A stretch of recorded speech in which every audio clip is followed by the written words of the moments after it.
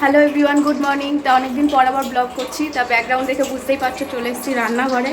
তা রান্না করব, তার আগে এতক্ষণ মামাকে নিয়ে বসেছিলাম। আর আজকে অনেক দেরি হয়ে গেছে, রুটি নেই, সবে মাত্র বাজার করে নিয়ে আসলো। এখন বাজে 11:30টার বেশি, 11:15 বাজে। তা ব্লগ দিতে না পারার কারণটা পরে বলবো। ভীষণ একটা খারাপ পরিস্থিতির মধ্যে দিয়ে যাচ্ছি আমি, তোমাদের সাথে সেটা পরে শেয়ার করব। আর চলো আগে ব্লগটা স্টার্ট করি। আর এখানে দেখো জানলা দরজা সব বন্ধ করে রেখে দিয়েছি, কারণ হচ্ছে আমাদের এখানে একটা মৌমাছির চাক বসেছে। তার সবসময় জানলা দিয়ে মৌমাছিগুলো আসে, মাম্মাম থাকে, ভয় লাগে কখন কামড়ে টামড়ে দেয় আর কি। তা আজকে এসছে, লোকজন এসছে, ওগুলো মানে মনে হয় ঠিক করবে। আর এখানে আমি মাম্মামের খাবারটা রেডি করব, তাই সবজিগুলো কেটে রেখেছি। আর রথিন আজকে বাজার থেকে এই সবজিগুলো নিয়ে এসছে। এই যে গাজর, এখানে সজনে ডাঁটা আছে, উচ্ছে আছে, বিনস, ক্যাপসিকাম, কুমড়ো, এগুলো মেনলি আমার মামামের সবজি। যেমন মামামকে সবজিতে যেগুলো দিই আর কি, উচ্ছেটা বাদে, এইসব বাদে। আর এখানে মাছ আছে, এখানে কাতলা মাছ আছে, চিংড়ি মাছ আছে। তার চিংড়ি মাছটা হবে কিনা আজকে জানি না, তবে কাতলা মাছটা হবে। আর কাতলা মাছের মাথা আছে। আর এখানে দেখো দুটো বেল আছে, গরমকালে বেশ বেলের শরবত বেশ ভালোই লাগে। আর যেহেতু অনেক দেরি হয়ে গেছে রান্নাবান্না শুরু করতে, তাই আমাদের রান্নাটা যখন দেরি হয়ে গেছে, আর একটু দেরি হোক, আগে মাম্মামের খাবারটা করে নিই। ওকে আমি 12:30 থেকে 1টার মধ্যে খাওয়াই, তাই ওর খাবারটা আগে রেডি করে নিচ্ছি। তা আমি সব সবজির মধ্যে চাল ডাল দিয়ে একটুখানি লবণ, হলুদ আর সামান্য একটু গোলমরিচ গুঁড়ো দিয়ে জল দিয়ে আমি সিটি দিয়ে নেব, তারপর নামিয়ে বাটার দেবো। আর এই দেখো মাম্মাম এখন খেলা করছে।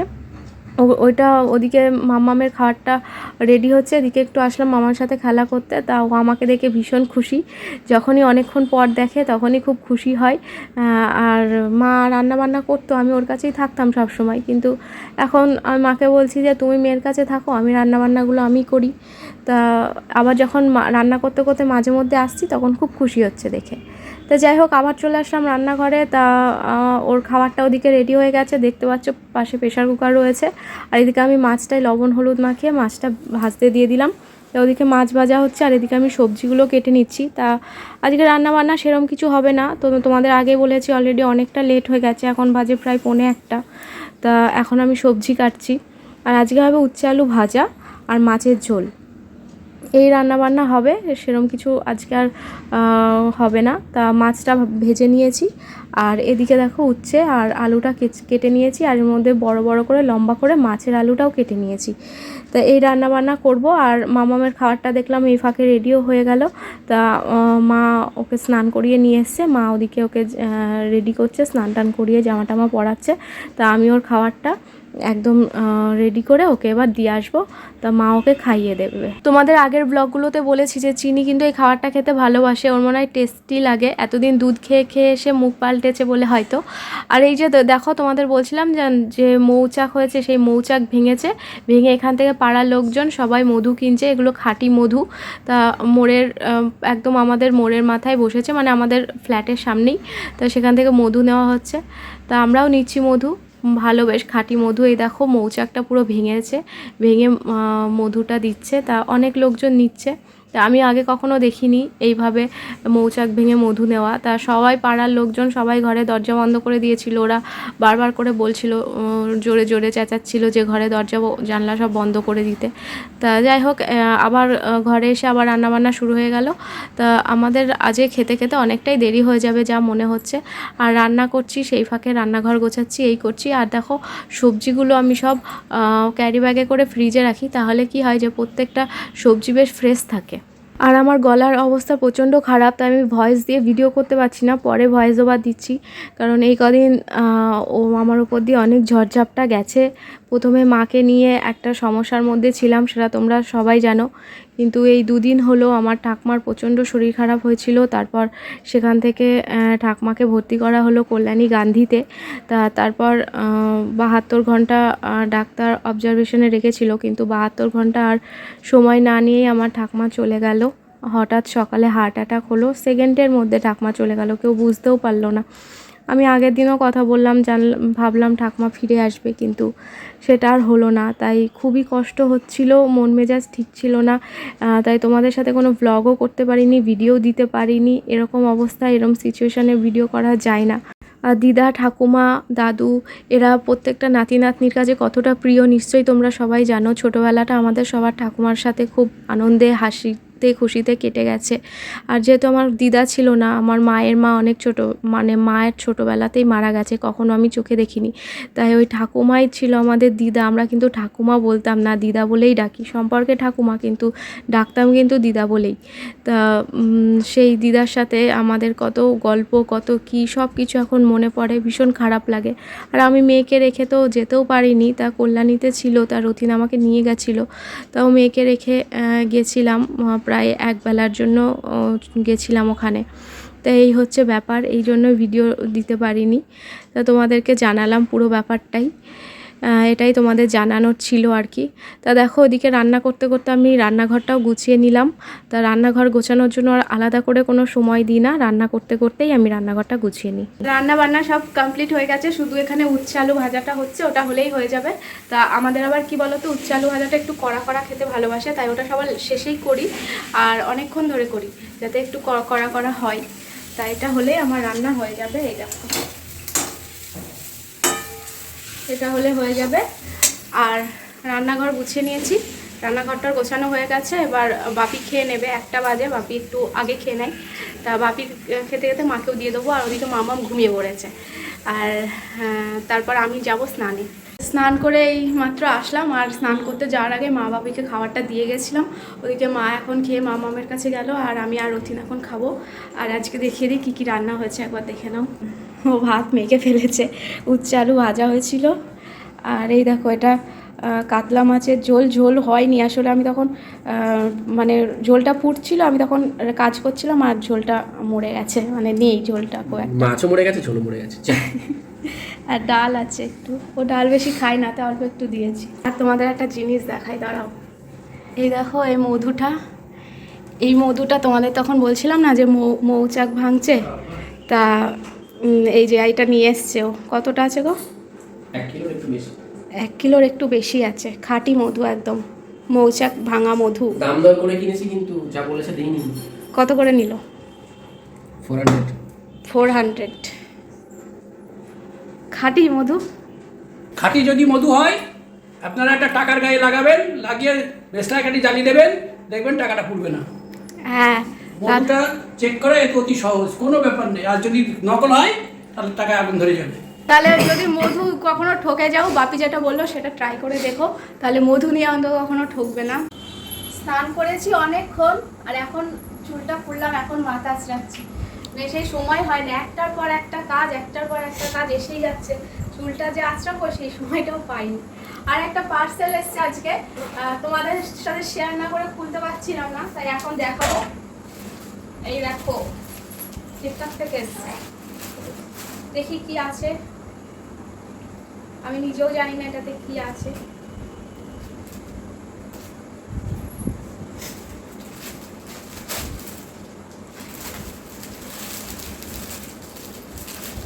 আমি বুঝে গেছি কি আছে, এটা রতিনের গেঞ্জি, সেই সামার স্পেশাল।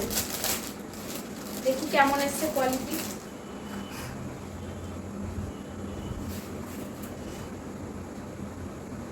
এই যে এই স্যান্ডো গেঞ্জির মতনই, স্যান্ডো গেঞ্জি, তবে এগুলো কালারফুল আর ভীষণ সফট, কিন্তু খুব সফট, ভালো হয়েছে গেঞ্জিগুলো। এই 3টে কালার নিয়েছে, ভালোই হয়েছে। ও মা, হামু দাও, হামাগুই দাও, বাবালে উঁচু হচ্ছে। আসো মা, আসো মা, এসো।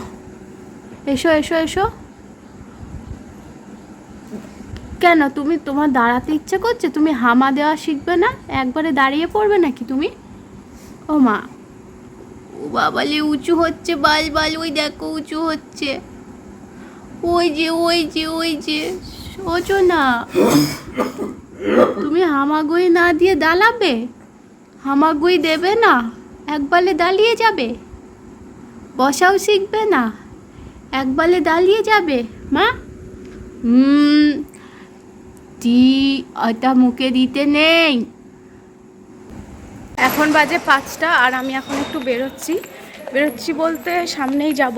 এই যে এই ব্যাগটা দেখছো, এখানে এক ব্যাগ আমার শাড়ি, নাইটি, কুর্তি সব রয়েছে। এগুলো মানে সেলাই করাই হচ্ছে না, কবে থেকে ভাবছি সেলাই করতে দেবো, সে কাজটা আর হয়েই উঠছে না, বেরোনোর সময় পাচ্ছি না বলেই সামনেই এক জেঠিমা আছে, উনি এই কাজগুলো করে, তা ওনার কাছেই যাব, গিয়ে দিয়ে আর ওনাকে কী করতে হবে না করতে হবে বুঝিয়ে দিয়েই বাড়ি চলে আসবো। মামামকে ঘুম পাড়িয়ে রেখে আসলাম এখন।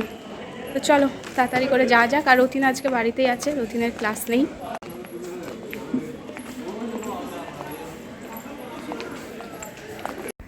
বাড়ি থেকে বেরোলে না বেরোলে যা হয় আর কি, তা আমাদের পাড়াতেই একদম ফ্ল্যাটের নিচেই একটা নতুন বিউটি পার্লার হয়েছে। আজ 2 সপ্তাহ হয়ে গেল, আমি জানতাম না, আজ ফার্স্ট টাইম দেখলাম। তা যাই হোক, তা ভাবলাম যে অনেক দিন আইব্রো করিনি, তাই একটু করেও আসি আর দেখেও আসি। তা এখনও মোটামুটি সাজানো গোছানো হয়েছে, এখনও পুরো সাজিয়ে উঠতে পারিনি ওরা, তা চেষ্টা করছে ঠিকঠাক করার। তা দেখো বাড়ি এসেছি, ব্যাকগ্রাউন্ড দেখে বুঝতে পারছো সন্ধে হয়ে গেছে। যখন বেরোচ্ছিলাম তখন দিনের আলো ছিল, এখন সন্ধে হয়ে গেছে, কি তাড়াতাড়ি সময়টা চলে গেল। আর এই যে আইব্রো করেছি, ভালোই করেছে, খারাপ করেনি। চলো ঘরে যাই। তা বাড়ি এসে মামামের সাথে খেলা করছিলাম, এখন বাজে রাত 9:30। 9:30টার সময় রান্নাঘরে আসলাম রান্না করতে। তার মাঝে সেই 7টা থেকে 9:30 অবধি মামামের সাথেই ছিলাম, আর ওর সাথে একটু টাইম দিচ্ছিলাম। ওকে তো টাইম দিতেই হবে, ও অনেক ছোট, আর যেহেতু সকালবেলা অতটা সময় দিতে পারি না ওকে রান্নাবান্না বা অন্য কাজে ব্যস্ত থাকার জন্য, তাই সেই জন্য ওকে আমি চেষ্টা করি বিকেলের পর থেকে একটু সময় দেওয়ার। তার রান্নাবান্না যখন করতেই হবে চলে আসলাম রান্নাঘরে। তা ডিমের কারি বানাবো। পরিস্থিতি খারাপ হওয়া সত্ত্বেও হাসি মুখে থাকতে হবে, কাজকর্ম করতেই হবে, জীবনের এটাই রুটিন, এটাই করে যেতেই হবে, এটা বন্ধ দেওয়া যাবে না। তা যাই হোক, রান্না বান্না হয়ে গেল, ডিমের ঝোলটা একদম রেডি হয়ে গেল, এবার সবাইকে দিয়ে দেবো, তারপর আমিও খেয়ে নেব। আর এই যে আজকের রাতের এই খাওয়া দাওয়ার রুটি আর ডিমের কারি, আর দুধ জ্বালিয়েছি, বাপি খাবে দুধ দিয়ে রুটি। এইমাত্র খেয়ে গুছিয়ে গাছিয়ে সব ঘরে আসলাম, আর মামামকে একটু খাওয়াতে হবে, ওকে খাওয়াবো। রাতে খাবে, এখন 2-3 বার খাবে, তারপর এখন যতক্ষণ জেগে থাকবে। আর এখন ম্যাক্সিমাম 2-2:30 অবধি জাগেও। আমার মামাম কি করছে? আমার মামাম এখন ব্যালকনিতে পাপার সাথে। ও মা, মা হাই বলে দাও মা। তুমি চাঁদ দেখছো? বলো আমার একটু ঘুম ঘুম পেয়ে গেছে মনে হচ্ছে। না না, ও ঘুমাবে না এখন, ওর ঘুমের দেরি আছে। তাহলে আমার ও আমার কাছে আসবে বলে ওরম করছে। আবে, মা আবে, তাই জন্য। ও শোনা, দাঁড়াও আমি নিচ্ছি তোমাকে, এখনই নেব, এখনই নেব। ডেলি ব্লগ রোজ আসছে না, যেটা কন্টিনিউ করছিলাম, কিন্তু মাঝে মধ্যে গ্যাপ হয়ে যাচ্ছে। তার কারণ হচ্ছে আমার জীবনে একটার পর একটা খারাপ ঘটনা ঘটেই চলেছে। প্রথমে মাকে নিয়ে একটা খারাপ ঘটনার মধ্যে দিয়ে গেলাম, খারাপ পরিস্থিতির মধ্যে দিয়ে গেলাম, অনেক টেনশান, অনেক কিছু করে। যাই হোক, মা এখন একটু স্টেবল আছে, আমরাও একটু টেনশান মুক্ত। হঠাৎ করে আবার একটা খারাপ ঘটনা ঘটে গেছে আমার জীবনে। তোমাদের আর কি বলবো, ঠাকুমা মারা যাওয়া যে কতটা কষ্টের সেটা নিশ্চয়ই তোমাদের বলে বোঝাতে হবে না, ভাষায় আর প্রকাশ করতে হবে না কতটা কষ্ট পেয়েছি। যাই হোক, এই চলছে এখন আমার ওপর দিয়ে। তা কিছুজন আছো যারা ব্লগ না আসলে কমেন্ট করো যে কেন ব্লগ আসলো না, তা শুধুমাত্র তাদের জন্য আমি চেষ্টা করি ব্লগটা কন্টিনিউ করার। নইলে আমার কিন্তু এতটুকু ইচ্ছা করে না ক্যামেরা অন করি, বা সারাদিনের কাজকর্ম, মেয়ে সামলানো, সংসার সামলানো তো আছেই, সেগুলো রোজই করতে হয়। সেটা তোমাদের সাথে ব্লগ শেয়ার করি আর না করি, সেগুলো রোজই করতে হয়। কিন্তু যখন এই পরিস্থিতিতে আর ইচ্ছা করে না সেটা করতে, তবুও আমার করতে হয়। কারণ এই কিছু জন আছে আমার ভিউয়ার্স বলাটা ভুল, আমার ফ্যামিলি মেম্বারই মনে করি আমি তাদের। তা তারা এই কমেন্টগুলো করে যখন, আমি আর পারি না ভিডিওটা না করে, ফোনটা ক্যামেরাটা অন না করে। তো যাই হোক, তোমাদের জন্যই ব্লগ করি, তোমরা এত ভালোবাসো, আমাকে মিস করো আমার ব্লগ দেখার জন্য। তো এইভাবেই পাশে থেকো। আর কি বলবো, ঠাকুমার জন্য খুবই খারাপ লাগছে। আর এখনও আমার মা জানে না ব্যাপারটা, মাকে এখনও জানানো হয়নি, কারণ মায়ের কানে গেলে এটা খুবই একটা খারাপ পরিস্থিতি হতে পারে, তাই মাকে বলিনি। আর মা যেহেতু কোনো ক্রিয়া কাজ করতেও পারবে না, তাই মাকে আর আলাদা করে কিছু বলিনি। তা আমাদের জীবনে যেন ভগবান যেন আমাদের জীবন নিয়ে খেলছে, এই খেলাটা যে কোথায় গিয়ে শেষ হবে আমি জানি না। একটার পর একটা বাড়িতে সবার, মা থেকে শুরু করে আজ ঠাকমা গেল, তারপর এরপর আর কে কার কী হবে ভগবানের কাছে এটাই প্রে করি যেন কারোর আর কিচ্ছু না হয়, এবার যেন সব ঠিক হয়ে যায়। ফার্স্ট টাইম আমি ঠাকুমাকে দেখলাম তো এটা মেনে নিতে পারছি না। সারা দিন ঘরে কান্নাকাটি, রথিন মা এরা সবাই মিলে বোঝাচ্ছে, সবই বুঝছি, কিন্তু নিজেকে সব সামলাতে পারছি না। তো এটাই তোমাদের বলার ছিল যে এটাই চলছে আমার এখন, তার মধ্যেও ব্লগ করছি শুধুমাত্র তোমাদের টানে, তোমাদের ভালোবাসার টানে, ব্যাস আর কিছুই না। তো তোমরা এভাবে পাশে থেকো। আর ব্লগ কন্টিনিউ হচ্ছে না বুঝতে পারছি, তার জন্য চ্যানেলটাও অনেকটা রিচ ডাউন হয়ে গেছে।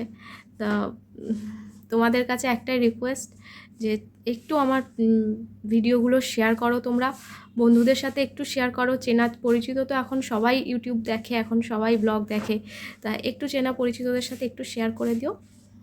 চলো আজকের ভিডিওটা তাহলে এখানে এন্ড করে দিচ্ছি, আবার নতুন একটা ব্লগে দেখা হবে তোমাদের সাথে। তোমরাও ভালো থেকো, সুস্থ থেকো, বাই, গুড নাইট।